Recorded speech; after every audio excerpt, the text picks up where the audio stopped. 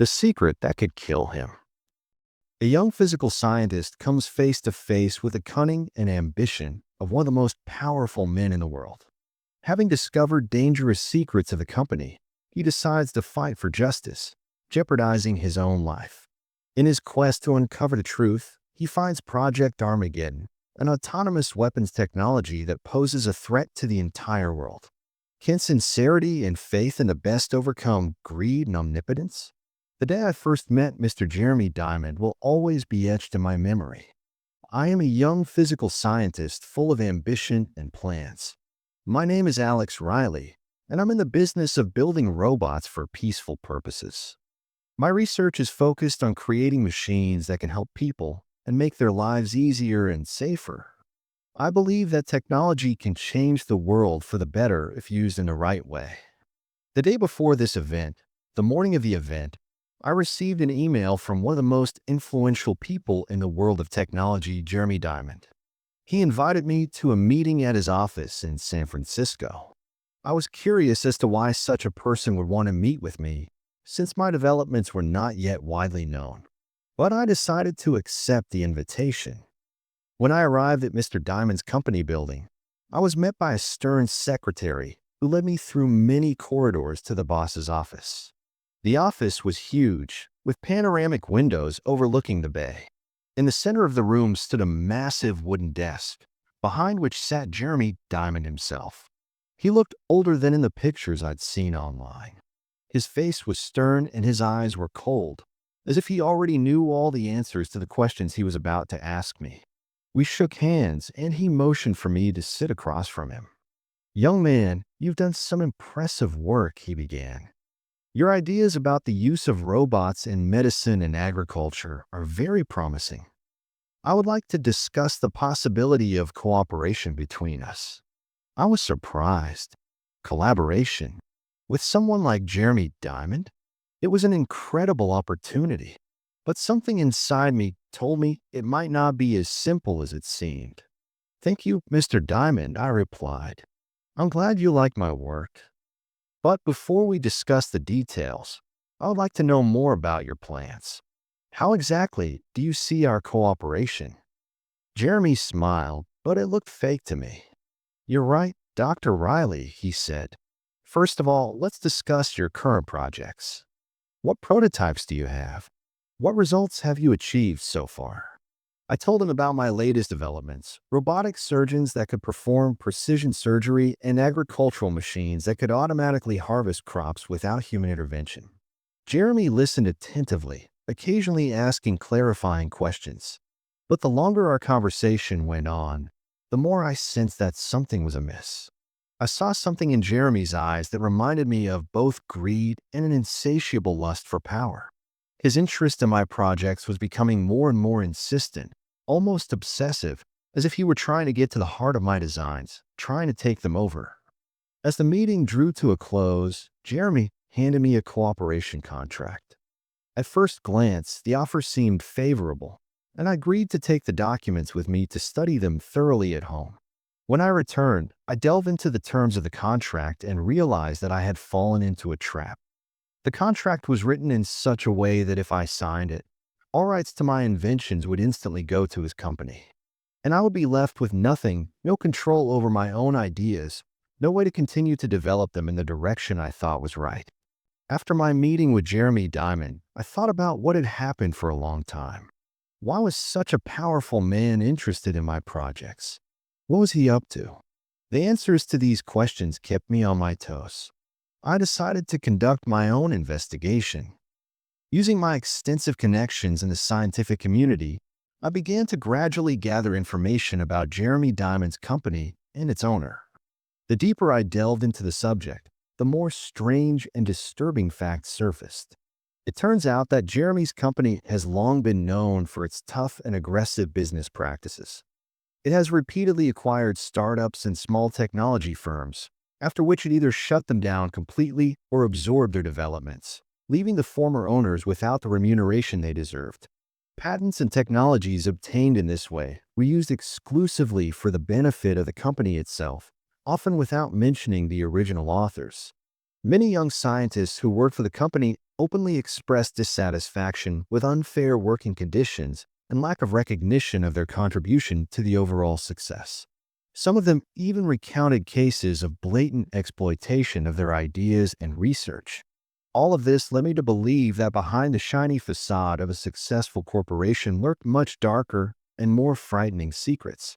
As I continued my investigation, I discovered that Jeremy Diamond had close ties to the country's military complex. Some of his projects received funding directly from the Pentagon, although this was never officially reported. This information caused me serious concerns. After all, I have always believed that science should serve humanity, benefit, and promote peace, and not become a tool of war. One evening, while looking through old archival news records, I accidentally came across a mysterious article from 10 years ago. It told of the mysterious disappearance of a young scientist named Mike Foster, who worked for Jeremy Diamond's company. Specializing in the development of artificial intelligence, Mike suddenly went missing, leaving behind only a gaping void and unsolved mysteries. The police tried unsuccessfully to find any trace of him, but the case remained unsolved, shrouded in a thick veil of mystery. The article made a deep impression on me and got me thinking. Perhaps Mike Foster also faced pressure, tried to refuse to sign Jeremy Diamond, or perhaps he had come across some compromising information that could damage the company's reputation. These thoughts haunted me relentlessly, giving me no rest. Determined to look into the situation, the next day, I went to the university where Mike Foster had worked before leaving the company. There I met with Professor Steve Holt, who had been Mike's mentor. Steve turned out to be a friendly older man willing to share any information available with me. Mike was a very talented guy, Professor Holt said. He really could have become one of the best specialists in his field. But something went wrong. After he started working for Diamond's company, his behavior changed. He became withdrawn, stopped socializing with friends and former colleagues. And then suddenly, he disappeared. Professor Holt sighed heavily and continued thoughtfully. Of course, it's only speculations, but I'm inclined to think that Mike might have stumbled upon something extremely dangerous. Perhaps it's about some secret projects that Jeremy Diamond is carefully hiding from the public. If that is indeed the case, then Mike could very well pose a threat to the company. In that case, his disappearance became even more suspicious. His words sounded ominous, like echoes of distant warnings, and increased my inner anxiety. I was now convinced that Jeremy Diamond was not a man worth dealing with. But what to do next? How do I stop this monster who seems willing to go to any lengths to protect his interests? I spent the next few weeks searching for evidence against Diamond. I knew I was running out of time, so I acted quickly and carefully. I used every available resource, the internet, databases, even good old-fashioned deduction. Finally, my efforts were successful, and I managed to unearth something truly shocking. It turned out that Jeremy Diamond's company was secretly developing a new project codenamed Armageddon. Access to information about it was strictly limited, but thanks to the support of old friends from the university, I managed to get some key documents. Project Armageddon was a system of autonomous weapons equipped with artificial intelligence. The robots developed under this program were designed to make autonomous decisions on the battlefield, without the need for human commanders. These machines had the ability to analyze the situation and choose the most effective methods of destroying the enemy, acting independently of external orders. Such technology could become a real nightmare for mankind, as it allowed to create an army of ruthless combat units beyond moral constraints and human conscience. I was well aware that such technology should never be left in the hands of Jeremy Diamond. This man was willing to do anything to increase his wealth and influence, and I had no doubt that he would use Armageddon to achieve his own selfish goals. Imagining the consequences of using such technology was unbearable. But how to stop him? How to convince the world that this project was a real threat? I decided I couldn't do it alone, so I turned to my fellow scientists for support. We teamed up and worked together to prepare a detailed report for presentation to the scientific community, outlining all the facts we knew about Project Armageddon and its potential catastrophic consequences. We sought to show how dangerous the use of autonomous weapon systems could be, especially if they were in the hands of people like Jeremy Diamond. Our report caused quite a stir. Many colleagues expressed support for our position, arguing that the development of autonomous weapon systems is totally unacceptable. But Jeremy Diamond was not going to back down without a fight. He used all his financial and political resources to try to silence all those who dared to oppose him. Realizing that traditional methods might not work, I decided to take more drastic action. I hacked into Diamond's servers and released all the data I had on Project Armageddon. This information was instantly released into the public domain, causing widespread public outcry. The media immediately picked up the news and began to actively cover the problem. The government, in turn, could not stay aside and initiated an official investigation. Jeremy Diamond, sensing that the situation was getting out of control, tried to go into hiding, but his attempts were in vain. He was soon arrested on charges of illegal weapons development. The trial attracted a lot of attention, and eventually the court found him guilty. Jeremy was sentenced to a long prison term. Project Armageddon was officially shut down and all related materials were destroyed. At least, that's what official sources said. However, despite all the assurances, I couldn't shake the feeling that somewhere out there in the shadows, there might still be copies of these dangerous developments. I hoped that this was not the case, but an inner voice whispered to me that the fight was not over yet. Several years had passed since those memorable events.